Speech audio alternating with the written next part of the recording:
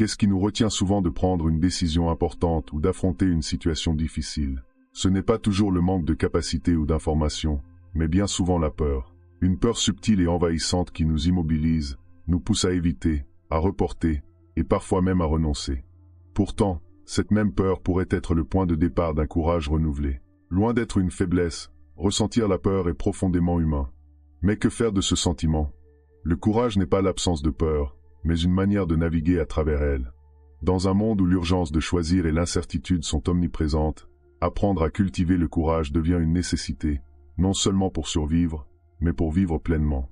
Dans cette vidéo, nous allons plonger ensemble dans cette exploration du courage, non pas comme une idée abstraite, mais comme une compétence à développer. Le courage stoïcien offre une boussole précieuse pour avancer dans les moments d'hésitation et transformer chaque peur en une opportunité de croissance personnelle.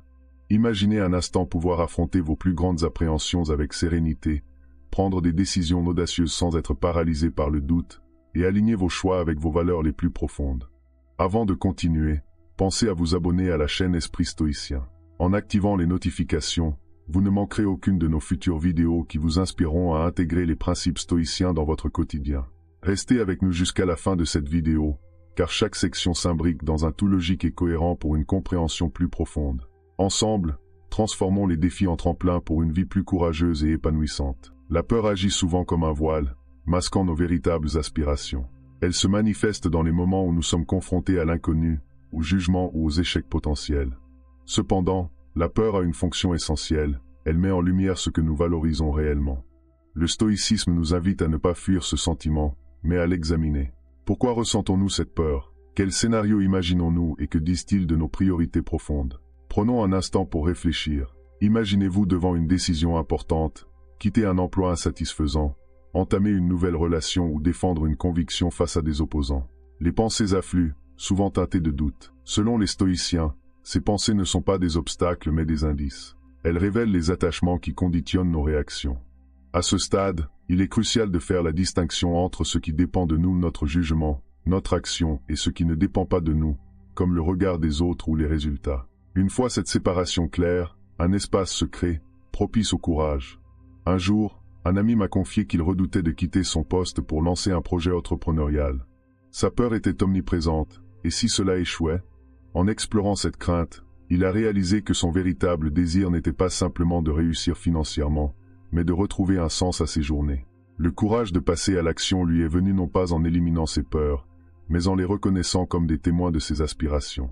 Une fois la peur identifiée, vient le moment décisif, agir. Le stoïcisme nous enseigne que l'action est la clé pour transformer la peur en courage. Cela ne signifie pas foncer tête baissée, mais avancer avec discernement. Marc Aurèle écrivait dans ses pensées: « Ne crains pas l'avenir, car tu le rencontreras avec les mêmes armes de la raison qui t'aident aujourd'hui. » Cette phrase capture l'essence du courage stoïcien, s'appuyer sur nos ressources intérieures, quelles que soient les circonstances. Pour illustrer cette idée, imaginez une mer agitée. Vous ne pouvez pas calmer les vagues, mais vous pouvez apprendre à manœuvrer votre embarcation. L'important n'est pas d'éliminer l'incertitude, mais de cultiver une préparation mentale et émotionnelle face à elle. Chaque petite action entreprise malgré la peur devient une victoire personnelle, un entraînement à la résilience. Cette logique repose également sur un principe fondamental, le détachement du résultat. Lorsque nous agissons en alignement avec nos valeurs, l'issue importe moins que le chemin emprunté. Ce changement de perspective libère une énergie nouvelle, une force capable de nous faire surmonter les plus grands défis. Le courage n'est pas une qualité innée, mais une discipline qui se cultive chaque jour. Pour les stoïciens, il s'agit de petits gestes répétés qui, cumulés, renforcent notre capacité à agir face à des situations plus complexes.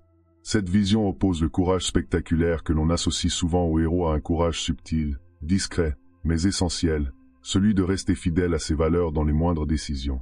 Imaginez un individu confronté à une situation où il doit exprimer un avis impopulaire lors d'une réunion. Le dilemme est simple, rester silencieux pour éviter un potentiel conflit ou parler et risquer d'être critiqué. Dans ces moments, le courage se manifeste dans le choix de la vérité et de l'authenticité, peu importe les conséquences immédiates. La répétition de ces petites actions nourrit une habitude stoïcienne, celle d'agir selon la vertu, sans être paralysé par la peur du jugement. La discipline du courage repose également sur la visualisation. En prévoyant mentalement des scénarios complexes et en s'imaginant agir avec rectitude, nous préparons notre esprit à répondre avec assurance lorsque la situation se présente réellement. Ainsi, le courage devient une seconde nature, un réflexe ancré dans la pratique. Le courage n'existe pas sans une relation saine à l'échec. Plutôt que de le craindre ou de le nier, les stoïciens enseignent que l'échec est un professeur. Chaque revers contient une leçon sur nos limites, nos préjugés ou notre capacité à persévérer. Le véritable courage consiste alors à reconnaître l'échec, à en tirer des enseignements et à continuer d'avancer. Pour comprendre cette notion, imaginez un alpiniste qui échoue à atteindre le sommet d'une montagne en raison de conditions climatiques imprévues. Son courage ne réside pas dans l'obstination aveugle, mais dans l'acceptation de la situation et la préparation d'une future tentative.